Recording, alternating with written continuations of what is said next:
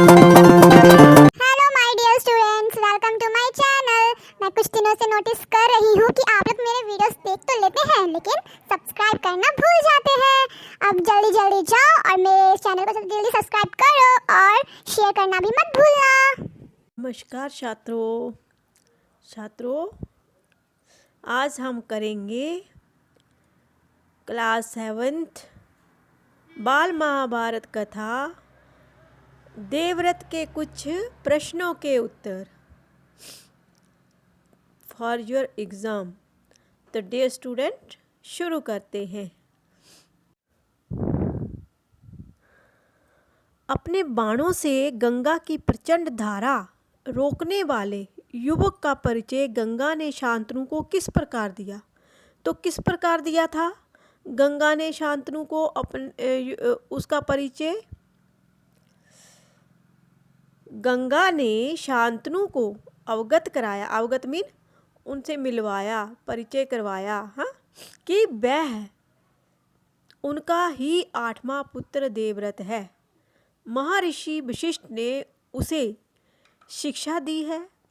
शास्त्र ज्ञान में शुक्राचार्य और रण कौशल में परशुराम को ही उसका मुकाबला कर सकते हैं। ये जितना कुशल योद्धा है उतना ही चतुर राजनीतिज्ञ भी है। इस प्रकार गंगा ने बड़े गर्व से शांतनु को पुत्र देवव्रत का परिचय दिया। ठीक है बच्चों, क्योंकि ये शांतनु का 8वां पुत्र था ना, जो गंगा को रोक दिया था उसने, वहाँ पर बहती धारा को रोक दिया था और उसने अपने 7 पुत्रों को तो गंगा में बहा दिया था। तो शांतनु के जब उससे पूछा था तो उन्होंने फिर घर राजमहल छोड़कर चली गई थी, तो उन्होंने उनका पालन पोषण किया। तो उसके बाद की बात है जब वो शांतनु को दिया उन्होंने। ठीक है, एक माता के रूप में गंगा का कौन सा व्यवहार शांतनु की दृष्टि में घृणित था? एक माता की दृष्टि से मीन जो काम माता नहीं कर सकती है, उसके रूप में गंगा का जो कौन सा व्यवहार जो था वो शांतनु की दृष्टि में घृणित था, मीन घृणा करने योग्य था। तो कौन सा था? राजा शांतनु और गंगा ने 7 तेजस्वी पुत्रों को जन्म दिया। गंगा बच्चे पैदा होते ही नदी की धारा में प्रवाहित कर देती थी, मीन बहा देती थी, और हंसती मुस्कुराती महल में लौट आती थी। एक माता के रूप में गंगा का ये व्यवहार जो था शांतनु की दृष्टि से घृणित था, मीन घृणा योग्य था। कोई भी माता जो है अपने बच्चों को इस प्रकार पानी में बहाकर खुश नहीं है होती। गंगा ने शांतनु से कहा, राजन, क्या आप अपना वचन भूल गए? तुम्हारे विचार से गंगा ने शांतनु को क्या वचन दिया होगा? क्या वचन दिया होगा गंगा ने शांतनु को?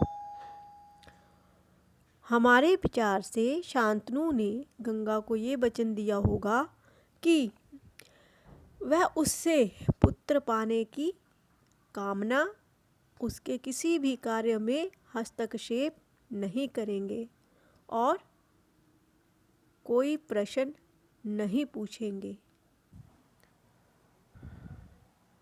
शांतनु द्वारा गंगा से निर्मम कृत्यों का कारण पूछे जाने पर गंगा की क्या प्रतिक्रिया थी? वर्णन करो। मीन जब शांतनु ने गंगा से उसके ये आंसू ना बहाने वाले, निर्मम मीन जिन पर आंसू नहीं बहाए गए, कार्यों के बारे में पूछा। कृत्य होते हैं कार्य। तो गंगा ने क्या प्रतिक्रिया दी थी कि 7 नवजात पुत्रों की निर्मम हत्या का दृश्य शांतनु के लिए असहाय हो चला था। अतः गंगा जब उसी विधि द्वारा 8वें पुत्र को भी जल धारा में प्रवाहित करने जा रही थी तो शांतनु ने उससे घृणित व्यवहार का कारण पूछा। इस प्रकार गंगा मन ही मन मुस्कुराई और क्रोध का नाटक करते हुए बोली, राजन, क्या आप अपना वचन भूल गए हैं? मालूम होता है कि आपको पुत्र से ही मतलब है, मुझसे नहीं। क्या आपको मेरी परवाह है? ठीक है, पर शर्त के अनुसार मैं यहाँ नहीं रुक सकती। आप नहीं होगा, बट अब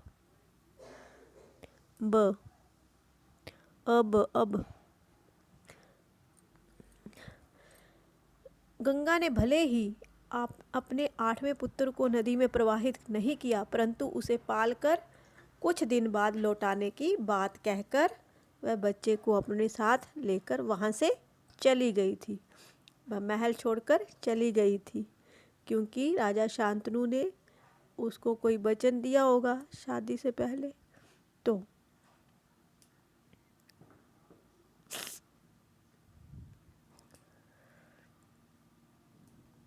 देवी गंगा ने विवाह के लिए महाराज शांतनु के समक्ष क्या शर्त रखी होगी? आपके विचार, अपने विचार लिखो। क्या शर्त रखी होगी देवी गंगा ने शांतनु के सामने? गंगा द्वारा अपने 7 पुत्रों को नदी में प्रवाहित कर देने से राजा शांतनु अत्यंत दुखी थे। तो उसका ये घृणित व्यवहार राजा के लिए असहनीय हो गया। तब वे उससे बोले, माँ होकर अपने नवजात शिशु को अकारण होता है बिना किसी कारण, क्यों मार दिया करती हो? ये तुम्हें शोभा नहीं देता। राजा की ये बात सुनकर गंगा ने कहा कि वह शर्त अनुसार अब वह वहाँ नहीं रुक सकती, क्योंकि ऐसी ही कोई शर्त होगी जब उसे राजा और उसके राजमहल को छोड़कर वहाँ से चले जाना होगा।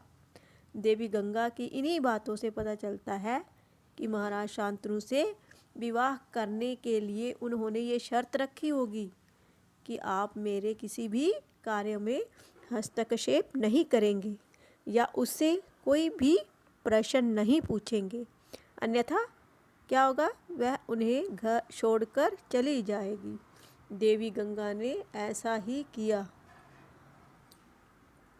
चलो, थैंक्स फॉर वॉचिंग।